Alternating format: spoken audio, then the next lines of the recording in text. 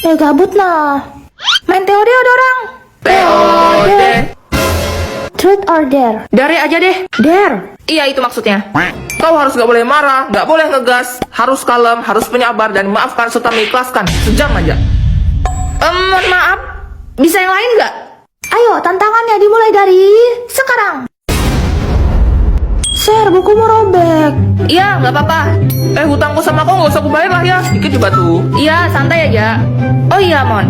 Pulpenku kemarin yang kau pinjam 5 biji kemana? Nah, hilang, Sir. Gak tahu kemana. Oh ya udah, biarin aja. Gak usah diganti. Mon, 15 menit kemudian. kok jadi serem ya? Kau ngerasa gak sih? Iya kan, kayak kesambet. Udahan aja kali ya. Sir, udah stop. Mainnya kelar udah. Gak usah pura-pura kalem lagi. Loh, kenapa? Gak apa-apa, Bah.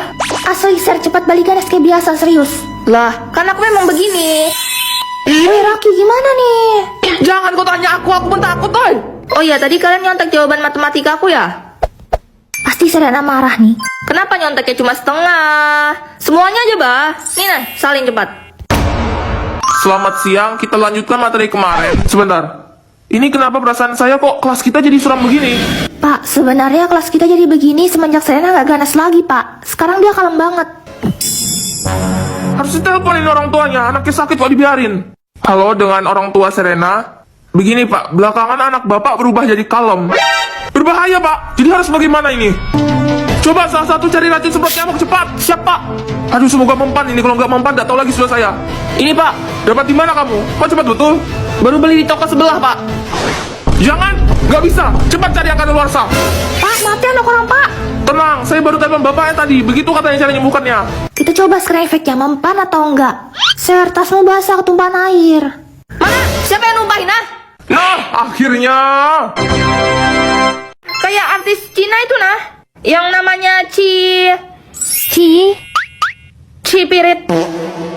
Semoga orang ini mutak nakal megalodon. Bagus kan namanya? Terkenal loh itu. Selain tidak kebagian kesabaran, kau juga tidak kebagian filter di mulutmu itu ya? Halah. Kau nggak tahu, Bah, itu ada maknanya. Itu ada intisari kehidupannya. Kalau begitu apa maknanya? Maknanya, walaupun sedikit tapi semerbak. Bagus kan? Entah kenapa aku merasa maknanya itu membawa malapetaka. Daripada malapetaka lebih ke bencana sih. Syalanuddin, Habis ini apa jadwal kita? Siang nanti ke kebun binatang. Wah, mantap, ini yang kutunggu. Loh, kalian ikut ke kebun binatang juga? Ya iyalah, masa enggak? Terus kemana lah kami? Kalian nggak takut? Takut kenapa lagi? Takut ketukar sama binatangnya? Hah? Apa kau bilang? Coba ngomong sekali lagi. Ngomong apa tadi? Nggak ada. Nggak ada ngomong apa-apa kok. Nggak ada. Kayu dari mana nih? Sini gak kau? Sini! Macam-macam ku geprek betul!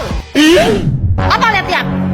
aku tidak melihat apa-apa. Tenang saja. Kenapa kau brutal sekali? Pantas saja Ratana sampai berdarah seperti itu saat kau pukul. Loh, itu kan gak sengaja. Tetap saja brutal. Oh iya, kenapa kau tidak membalasnya? Jika aku jadi kau, pasti sudah kubalas dia. Mau tahu kenapa aku nggak pukul dia? Iya, aku ingin tahu. Apa karena dia seorang wanita? Tapi melihat kebrutalannya, aku tidak yakin. Coba aja kau pukul dia. Apakah boleh? Baiklah, aku tahu itu pasti karena kau tidak mau memukul wanita, kan? Kalau begitu, biar aku saja yang membalaskannya. Oh, mau numbuk aku kau? Nah, tumbuk cepat, tumbuk, coba. Bisa nggak?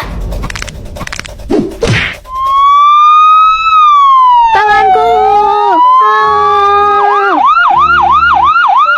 Yang ini bukan salahku nih. Bukan salahku juga. Mana sih pelanggan? Pelayan, kok pelanggan sih? Ada apa Sultana? Laper nih. Terus gua harus bilang wow gitu? Kamu mau gaji kamu saya potong.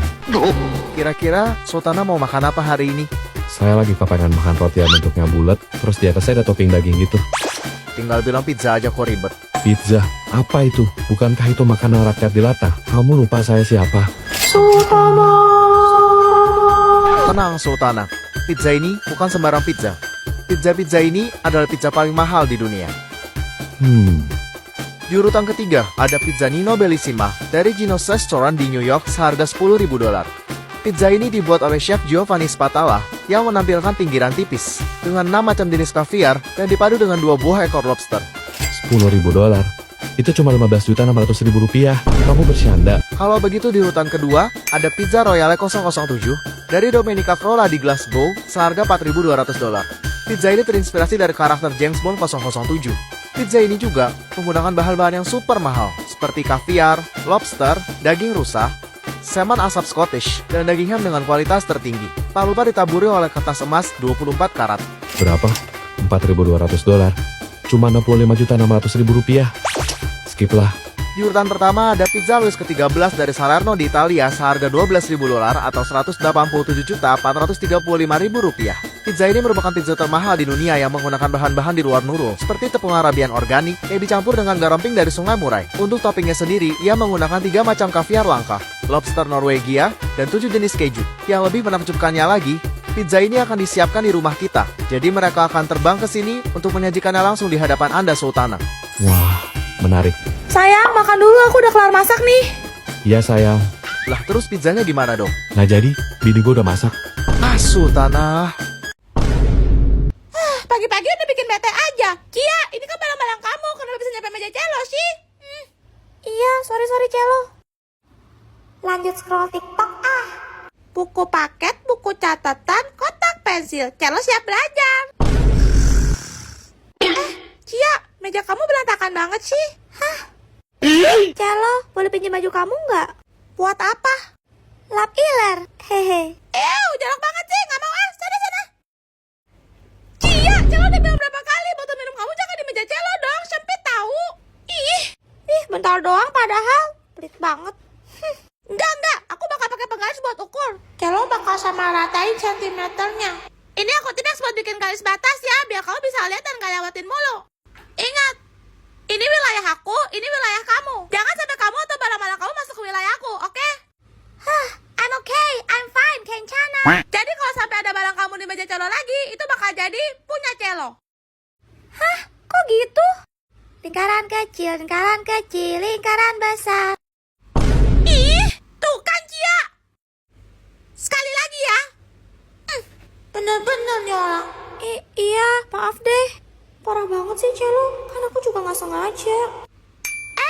Ada kotak pensil nih di meja Celo. Berarti ini jadi hak milik Celo dong. Hah, jangan dong Celo. Eits, gak bisa. Salah sendiri. Wow, masih lengkap dong. Celo balikin please. Siapa suruh lewat batas? Ini punya Celo. Celo, aku janji gak ngulangin lagi deh. Mayan. Seperti biasa tiap malam Jumat gue bakal ngundang tamu ke studio buat ceritain pengalaman horor mereka. Selamat malam semuanya. Aku Mimi. Belum! Hasil buru-buru, lu ngapain di mari? Perasaan lu kagak ada dalam daftar tamu dah. Ada. Ngekor sendiri dia. Tahu dah, masa bet heran. Pokoknya kemana mau cowok-cowok pergi, Mimi harus ikut. Mimi kan bagian dari cowok-cowok. Lu udah pernah ditampol pakai mic belum? Hajar tiba hajar. Udah daripada buang-buang waktu mendingan langsung mulai aja. Ya, silahkan. Lo tau kan di sekolahnya ada satu ruangan yang selalu digembok dan di depan pintunya ada tembak tulisan dilarang masuk. Yang di ujung lorong itu. Waktu itu ada rapat OSIS sampai malam dah kalau nggak salah. Dan emang sisa kita bertiga doang tuh di sekolah. Nah, pas kita mau cabut, kita nggak sengaja lewat ruangan itu. Dan gua lihat pintunya nggak dikunci. Terus, Si Vian kepo sama dia dibuka tuh ruangan. waduh. Karena ruangan itu gelap nggak ada lampu, gue suruh Askan nyalain flash HP. Gak gede sih ruangannya, cuma ada satu meja sama satu kursi di dalamnya. Tapi baunya itu loh, bener-bener kayak amis banget. Tiba-tiba ada suara cewek ngebentak kita. Shut up, Mimi takut. Sekali lagi gue jadi sajen lo. Cewek itu marah, dia bilang, ngapain tuh yang di ruangan ini? Katanya dulu itu ruang jaga. Dan ada anak yang diperkaos dan dibunuh secara brutal sama sapam di ruangan itu. Serius? Sampai noda bekas darah yang tertinggal di tembok dari lantai nggak mau hilang, makanya ruangan itu ditutup. Akhirnya kita minta maaf sama si Ratna, terus pulang. Bentar, nama cewek itu Ratna. Yoi, kakak sih piling gue, nggak pernah lihat soalnya. By the way, kenapa muka lu mendadak pucat, Tifa? Gue lagi nyari bahan buat tugas makalah. Dan koran lama yang gue baca. Jasad korban pemerkosaan ditemukan membusuk dalam keadaan mengenaskan di sekolah S. Hah, diketahui siswi tersebut bernama... Ratna. Seperti biasa tiap malam Jumat gue bakal ngundang tamu ke studio buat ceritain pengalaman horor mereka. Selamat malam Aska. Malam C. Silahkan. Kejadian ini aku alamin waktu aku masih SD. Aku baru pindah rumah dan langsung kenalan sama beberapa anak tetangga. Nah, mereka ajakin aku pergi ke pabrik limun yang udah ditutup. Tempatnya gede banget, Ceh. Walaupun emang agak kotor, karena udah lama gak ditempatin. Oke. Kita berlima main petak umpet. Habis Om Pimpa, aku yang jaga. Pertama aku ketemu D, S, K, sama Y. Terakhir tinggal si Hani. Tapi aku cari kemana-mana, gak ada. Sampai teman-teman bantuin nyari, tetap aja gak nemu. Waduh, Pas denger azan maghrib, pada mikir, mungkin Siha udah pulang kali. Jadi kita semua balik ke rumah masing-masing. Iya. Malamnya, mamanya Siha ketok pintu rumahku. Mukanya panik, terus bilang kalau Siha belum pulang. Loh, Iya, akhirnya semua bantu keliling, manggil-manggil nama Hak. Sambil mukulin panci sama beberapa perabotan dapur lain. terus? Ada Pak Kiai juga ikut turun tangan Ceh, bantuin doa gitu. Keberapa lama Pak Kiai bilang, coba cari di bawah kolong meja pabrik limun. Dan bener aja Ceh, Siha ditemuin pingsan di sana. Hah? Begitu Siha bangun, dia langsung muntah kotoran manusia. Ew. Terus mamanya nanyakan, dia cerita, katanya waktu ngumpet di pabrik, dia udah keluar. Terus manggil kita-kita, tapi kita semua nggak ada yang sadar katanya. Akhirnya datang nenek baik yang kasih dia makanan enak. Terus dia ketiduran di rumah nenek itu. Jangan bilang. Itu kolong wewe atau wewe gombel kata Pak Kiai. Yang suka culik anak-anak kalau mereka nggak pulang di saat maghrib tiba. Ayo ikut denganku. Aku akan merawatmu dan memberikanmu makanan yang enak. Mau nggak jadi pacar aku? Enggak, ku mesti nolak berapa kali sih. Sekarang gue lagi kerja, pergi sana. Oke, aku tunggu sampai kamu pulang. Terserah. Gak usah ikutin gue terus. Emang ini jalanan punya kamu? Kok aku nggak boleh lewat? Tuh orang pada mondar-mandir, kok kamu nggak marahin mereka? Jalan berdua gini, romantis ya. Apaan sih?